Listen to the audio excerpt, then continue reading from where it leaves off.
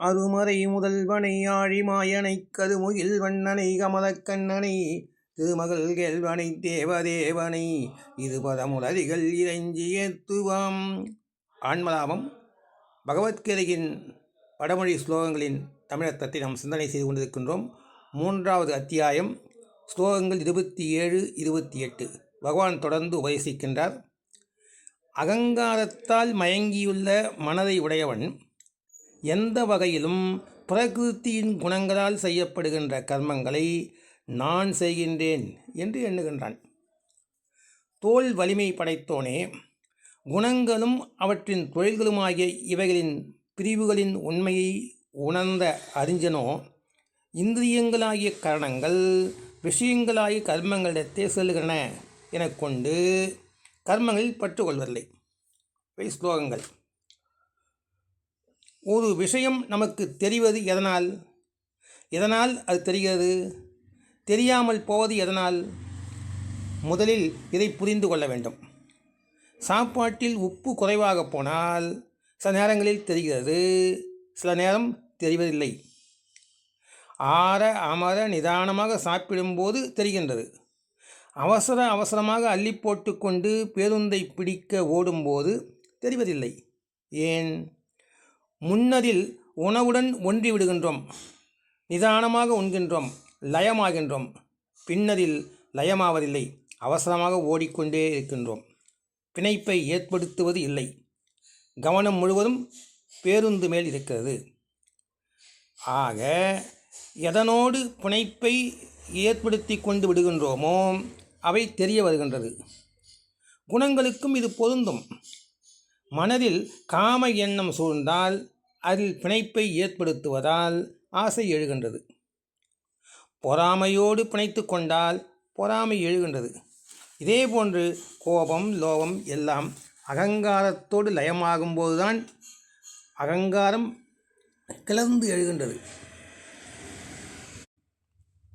அகங்காரத்தின் தன்மை எது நடந்தாலும் எதை செய்தாலும் அவைகள் தன்னாலேயேதான் நிகழ்கின்றன, நான் இல்லாவிட்டால் இவைகள் நடக்காது என்ற எண்ணத்தை உருவாக்கி விடுவதே. அகங்காரம் மனிதனை படுகுழியில் தள்ளிவிடும். அகங்காரம் அடைவதால் எதிரேயுள்ள சாதாரண மனிதனுடைய மனதிலும் ஒரு அகங்காரத்தை தூண்டிவிட்டுவிடும். இதை புரிந்து கொள்ள வேண்டும். எதிரே நிற்பவன் சாந்தமாகத்தான் இருப்பான். நம்முடைய அகங்கார பேச்சு அவனுடைய அகங்காரத்தையும் தூண்டி வம்புக்கு கொண்டு வந்து விட்டுவிடும். ஒவ்வொரு உயிரினத்துக்கும் அதற்கே உரிய அகங்காரம் இருக்கின்றது. நம்முடைய அகங்காரம்தான் பெரியது என்பதெல்லாம் கிடையாது. ஒரு முறை யானை அகங்காரத்தோடு எறும்பை பார்த்து கேட்டதாம், ஏன் இவ்வளவு சிறியதாக இளைத்து போய்விட்டாய் என்று. எறும்புக்கு பொறுக்கவில்லை. அது சொல்லிற்றாம், இல்லை, என் உடல் பெரியதுதான், கொஞ்ச காலம் உடல் நான் சரியில்லை, அதனால் சிறியதாக தெரிகின்றேன் என்று. அதற்கு என்று ஒரு அகங்காரம் இருக்கிறது. காமம், கோபம், மோகம், லோபம் எதிலும் பிணைப்பை ஏற்படுத்துவதில் இருந்து தப்பித்து விடலாம். லயமாகாமல் வெளியேறிவிடலாம். இணைப்பு கொள்ளாமல் வந்துவிடலாம். ஆனால் அகங்காரம் எப்படியாவது எந்த உதவியிலாவது நம்மை மயக்கிவிடும். அதனால் மிகவும் சர்வ ஜாக்கிரதையாக இருக்க வேண்டும். கீதைக்கு உரை எழுதிய மகான்களெல்லாம் இப்படி சொல்லுகின்றார்கள். எல்லாவித கர்மங்களும் இயற்கையின் குணங்கள் மூலமே செய்யப்படுபவை. ஆனால் அஞ்ஞானத்தினால், அறியாமையினால், அகங்காரத்தினால் நிரம்பியுள்ள புருஷன் நான் செய்கின்றேன் என்று நினைக்கின்றான். இதில் 2 விஷயங்கள் உள்ளன. அனைத்தும் இயற்கையின் செயலே என்பது உண்மையே. நான் செய்தவன் என்று நீங்கள் கூறுவதும் இயற்கையின் செயலே. நான் தேர்ந்தெடுத்தவை என்று நீங்கள் கூறுவதும் இயற்கையால் தேர்ந்தெடுக்கப்பட்டதே. ஒரு முகம் எனக்கு பிடித்திருக்கிறது, அந்த முகத்தை நான் தேர்ந்தெடுக்கிறேன், விவாகம் செய்து கொள்கிறேன், திருமணம் செய்து கொள்கிறேன் என்று நீங்கள் கூறுகின்றீர்கள். ஆனால் இந்த முகம் உங்களுக்கு ஏன் பிடித்தமாக இருக்கிறது என்று எப்பொழுதாவது யோசித்து பார்த்திருக்கிறீர்களா? குருட்டுத்தனம்தான் தேர்ந்தெடுப்பது. அது பிடித்திருப்பதன் காரணம் என்ன? இந்த கண்கள், இந்த மூக்கு, இந்த முகம் ஏன் மனதிற்கு பிடித்திருக்கிறது? பிடித்திருக்கிறது, அவ்வளவுதான். வேறு ஏதாவது காரணம் கூற முடியுமா பிடித்திருப்பதற்கு? கண் கருப்பாயிருக்கிறது என்று சொல்லலாம். ஆனால் கருப்பு கண் பிடித்திருப்பது ஏன்? அந்த கண்கள் உங்கள் கண்ணுக்கு பிடித்தமாய் இருக்கிறது. இது உங்கள் இயற்கை, அந்த கண்களின் இயற்கை, இவற்றிடையே ஏற்பட்ட சுருதி இணைப்பு. இதில் நீங்கள் எங்கே வருகின்றீர்கள் இடையிலே? இந்த பொருள் மிகவும் ருசியாக உள்ளது என்று சொல்லுகின்றீர்கள். ஏன் ருசியாக தெரிகிறது என்று யோசித்து பார்த்திருக்கிறீர்களா? ஜுரம் அடிக்கும்போது அதே பொருள் ருசியாக இருப்பதில்லை. உங்கள் நாக்கில் இயற்கையின் ரசங்களுக்கும் உணவின் ரசங்களுக்கும் இடையே இணைப்பு ஏற்படுகின்றது. நீங்கள் வீணாக இடையில் நுழைகின்றீர்கள், நான் நான் என்று. அனாவசியமாக ஒவ்வொரு இடத்திலும் இடையில் நிற்கின்றீர்கள். சுவாமிஜி ஒருவர் ஒரு மிகப்பெரிய அரச மாளிகையில் விருந்தினராக சென்றிருந்தார். அங்கே விருந்தாக சென்று அங்கு தங்கினார். முதலாக அரசரது மாளிகைக்கு சென்றார். மிகுந்த கஷ்டத்தில் அவர் மாட்டிக்கொண்டாராம். ஏனென்றால் இரவு முழுவதும் உறங்க முடியவில்லை. இந்த கஷ்டம் அவருக்கு ஒருபோதும் ஏற்பட்டதில்லை. அத்தகைய சுகம் அங்கே இருந்தது. அந்த சுகத்தின் பழக்கம் எதுவும் அவருக்கு இல்லை. சுகத்திற்கும் பழக்கம் வேண்டும், இல்லாவிட்டால் அது துக்கமாகிவிடுகிறது. ஏனென்றால் எந்த விதமான சுருதி லயமும் அங்கே ஏற்பட முடியவில்லை. யாருடைய விருந்தாளியாக அவர் சென்றாரோ அவரிடம் இருப்பதில் மிக உயர்ந்த விஷயங்களை எனக்காக ஏற்பாடு செய்திருந்தார். கட்டில் உயர்ந்த கட்டில், மெத்தை உயர்ந்த மெத்தை, சிறப்பான மெத்தை, நாள் முழுவதும் சுகமாக தூங்கலாம். அந்த அளவுக்கு முழுமையாக அதில் மூழ்கிவிடும் அளவு பெரியதாகவும் மெத்தென்றவும் இருந்தது படுக்கை. புரண்டு படுத்தால் கூட உறக்கம் கலைந்து போயிற்று. ஏனென்றால் அந்தளவுக்கு மெத்தென்று இருந்தது. ஒரு பயம் புரண்டு படுக்கின்ற பொழுது ஒரு அரை இன்ச்சாவது உள்ளே அமுங்கும், அந்த அளவுக்கு மெத்தென்று இருந்தது. அதில் உறக்கம் வருவதே கடினம். மேலே தளம் முழுவதும் கண்ணாடிகள் இருந்தன. உள்ளேயே விசிறி இருந்தது. கொஞ்சம் கண்ணை திறந்தாலும் மேலே இருக்கின்ற கண்ணாடியில் நம்முடைய முழு உருவம் மேலே தெரிகின்ற அளவுக்கு இருந்ததாம்.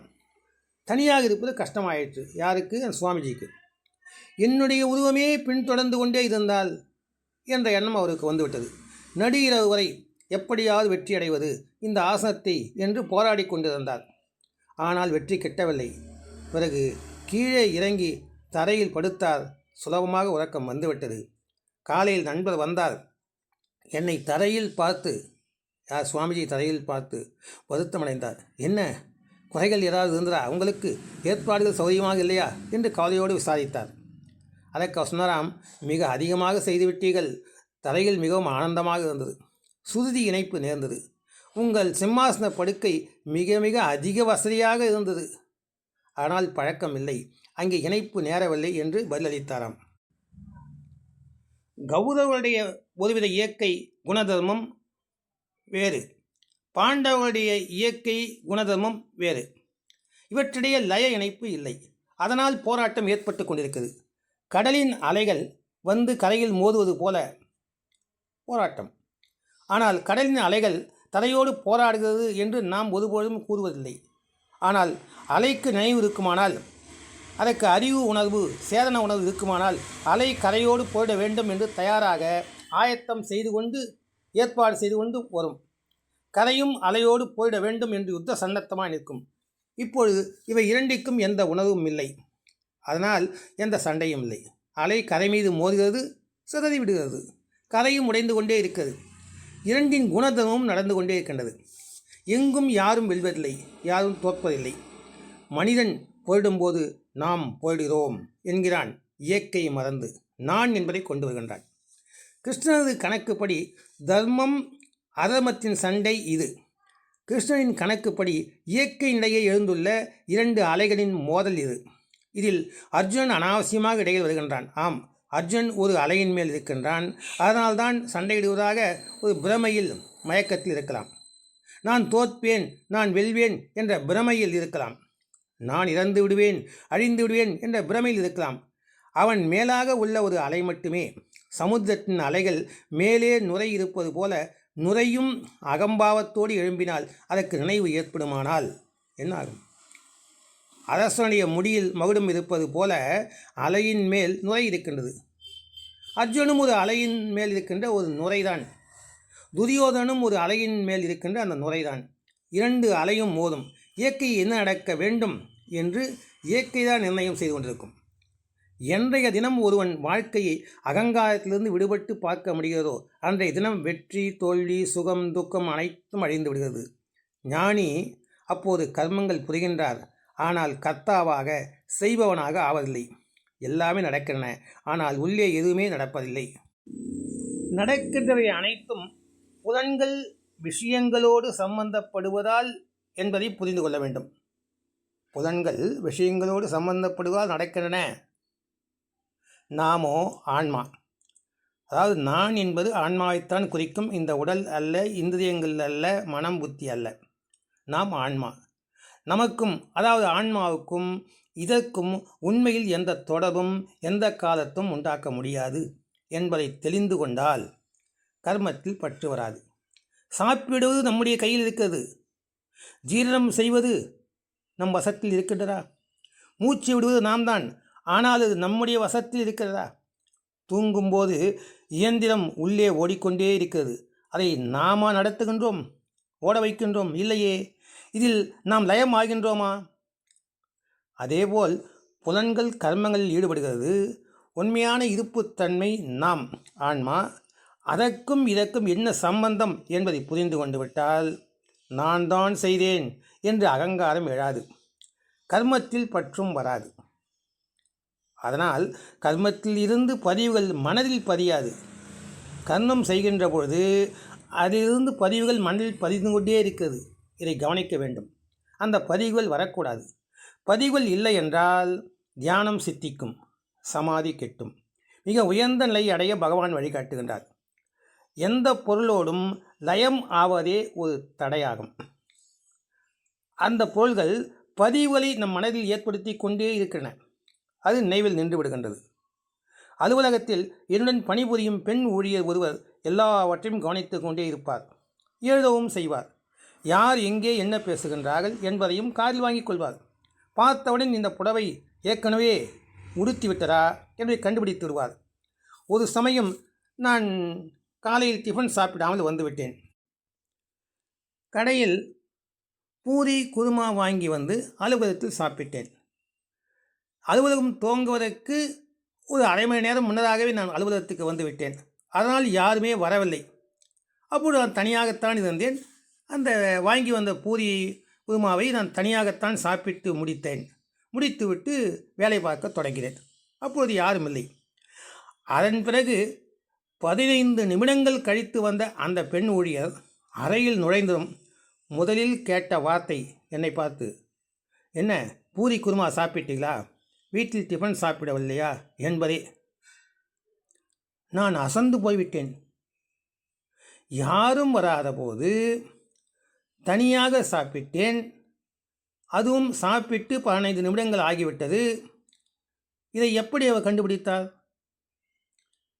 என்னே இவருடைய வாசனை திறன்.